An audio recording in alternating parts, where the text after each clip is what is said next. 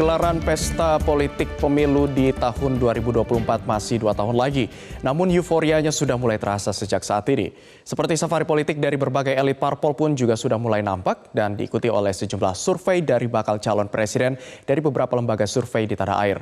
Lantas seperti apa gambaran peta politik jelang pemilu nanti kami akan paparkan untuk Anda dalam infografis berikut ini. Kita akan lihat terlebih dahulu pemirsa ini seperti apa hasil survei dari elektabilitas bakal calon presiden yang sudah dilakukan ke publik belakangan ini. Ada 3 sumber hasil survei yang dilakukan oleh lembaga survei. Yang pertama kita lihat ini hasil survei dari lembaga Carta Politika. Hasilnya adalah ini 5 besar dari bakal calon presiden. Yang pertama untuk posisi pertama diduduki oleh Ganjar Pranowo dengan perolehan suara 31,1%. Kemudian selanjutnya diisi oleh Prabowo Subianto dengan total perolehan suara 24,4%. Elektabilitas hasil surveinya. Kemudian Anies Baswedan dengan perolehan 20,6% dan diikuti oleh 2 orang lainnya yakni ada Ridwan Kamil 7,2% dan juga Sandiaga Uno 2,5%. Survei ini dilakukan pada tanggal 6 hingga 13 September 2022 dengan jumlah sampel sebanyak 1.220 dengan margin of error ini sekitar 2,82%. Di mana kriteria responden ini berusia minimal 17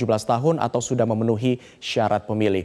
Di lembaga survei yang kedua ini dari Lembaga Survei Indonesia atau LSI yang hasilnya kalau kita lihat untuk di posisi 3 besar lagi-lagi diisi nama yang sama, ada Ganjar Pranowo, Prabowo Subianto dan juga Anies Baswedan. Namun perolehan persentasenya ini sedikit berbeda. Kalau Ganjar Pranowo tetap di urutan pertama dengan perolehan 24,5%, Prabowo Subianto 21,3% dan juga Anies Baswedan 19,3%, Ridwan Kamil 10,4%. Namun ini ada yang berbeda. Kalau tadi ada Sandiaga Uno yang kali ini yang masuk 5 besar diganti oleh AHY dengan perolehan sebesar 2,9%. Survei ini dilakukan pada tanggal 13 hingga 21 Agustus terhadap 1.220 responden dengan menggunakan metode multi-stage random sampling. Ini lembaga survei yang kedua dari LSI dan kita akan melihat di lembaga survei yang ketiga. Lembaga survei yang ketiga ini dari Poltreking Indonesia. Lagi-lagi 3 besarnya masih sama namanya. Ada Ganjar, Prabowo dan juga Anies dengan perolehan Ganjar di nomor urut pertama di perolehan 26,6%. Kemudian Prabowo Subianto 19,7%, Anies Baswedan 17,7%. Nah ini sedikit berbeda. AHY tadi di posisi kelima, kalau di Poltreking Indonesia posisinya nomor 4. Tukeran dengan Ridwan Kamil 4,7%, sedangkan Kang Emil ini memperoleh suara sebesar 3,9%. Metode survei nasional ini dilakukan pada periode tanggal 1 hingga 7 Agustus dengan metode yang juga telah ditetapkan.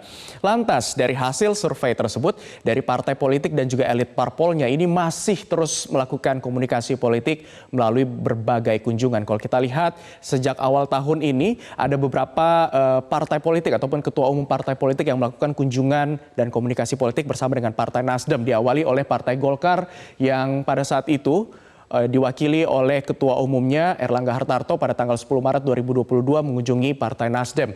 Kemudian disusul pada akhir Maret ada P3 yang pada saat itu juga seluruh elit parpolnya mengunjungi Partai Nasdem untuk melakukan komunikasi politik. Selanjutnya di bulan Mei ada PAN yang juga pada saat itu ada Zulkifli Hasan mengunjungi Partai Nasdem. Selanjutnya Gerindra di tanggal 1 Juni 2022 pada saat itu melakukan komunikasi politik dengan Nasdem. Nah, Partai Nasdem dan juga Gerindra pada saat bertemu sepakat untuk menjaga stabilitas nasional dalam pemilihan Presiden 2024. Di mana Ketua Umum Partai Nasdem Surya Paloh mengatakan kedua partai akan menghargai politik yang lebih sehat dalam gelaran pemilu 2024. Kompetisi dalam pemilihan juga tidak boleh saling menjatuhkan dan kedua partai juga sepakat untuk membangun kesadaran publik untuk menolak penggunaan politik identitas, politik aliran dan juga kelompok.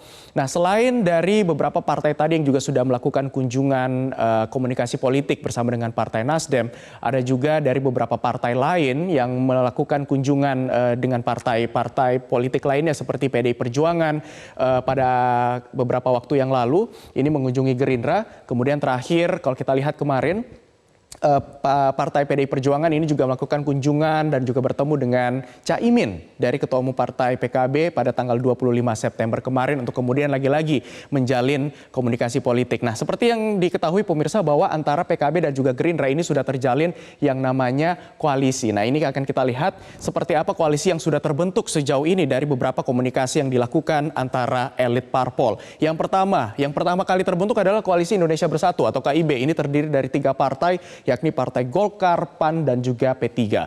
Kemudian beberapa waktu yang lalu juga sudah memantapkan pilihannya, yakni ada Gerindra dan juga PKB untuk membentuk Koalisi Kebangkitan Indonesia Raya. Nah, dari beberapa koalisi yang sudah terbentuk ini, ada berapa sih partai yang saat ini belum menentukan hatinya untuk berlabuh dalam membentuk koalisi? Kita akan lihat di grafis berikutnya. Ada kurang lebih 4 partai yang belum menentukan arah koalisi mereka akan bergabung ataukah membentuk koalisi baru atau justru maju sebagai partai independen, karena ada 1 partai yang bisa maju tanpa melakukan koalisi karena secara syarat ini sudah bisa memenuhi syarat tersebut. Kita akan lihat di grafis berikutnya.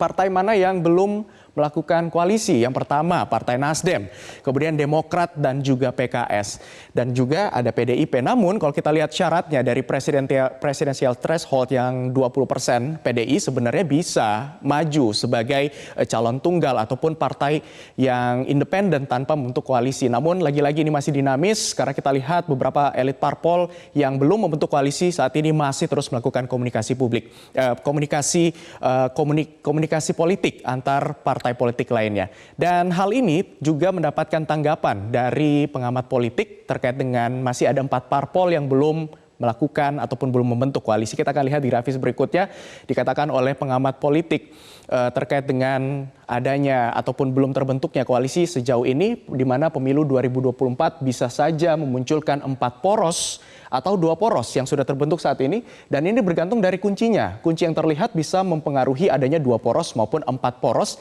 Kuncinya adalah PDIP, dikatakan oleh Dedi Kurnia Syah Putra, Direktur Indonesia Political Opinion. Lantas sejauh ini seperti apa sih peta kekuatan partai politik yang saat ini berada di parlemen? Ini dari hasil pemilu sebelumnya. Kalau kita lihat peta kekuatan parpol sejauh ini total ada 470 kursi atau total 81,9% untuk partai politik yang berada di koalisi pemerintahan. Sementara untuk partai oposisi kursinya sebesar 104 atau 18,1% atau partai non pemerintah. Inilah peta politik sejauh ini, kursi-kursi yang sudah ada di parlemen dari hasil pemilu 2019. Seperti inilah presentase dan juga kekuatan yang dimiliki dari setiap tiap parpol. Kemudian yang perlu diketahui bahwa syarat untuk mengusung calon presiden dan juga calon wakil presiden adalah memenuhi syarat kursi ini. Jika sudah terpenuhi sebesar minimum 20%, maka juga dapat langsung mengusung calon presiden dan juga wakil presiden. Dan pemirsa, itulah tadi pemaparan terkait dengan gambaran peta politik di tahun 2024 mendatang.